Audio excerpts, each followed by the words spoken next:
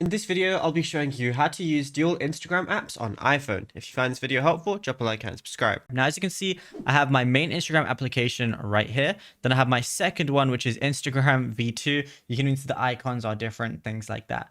But let's say you don't know how to do that. All you got to basically go ahead and do is firstly open up Safari like so, and then just search up Instagram. And this is where you can log into a second account. So it's very useful if you want to have two accounts logged in at the exact same time. Then go to Instagram.com. And what you could do is right now it's opening for me properly. But what I could basically go ahead and do is long press on it. I want to press share on the very bottom. And then what I could go ahead and do from here is I'm going to see more options, but I want to press more on the bottom. Then what I could go ahead and do, it's going to give me an option to add it as an app. Once you press add it as an app, it's going to show it right here. As you can see, I have Instagram and Instagram V2 right there. It's as simple as that. Now, if you found this video helpful, drop a like and subscribe.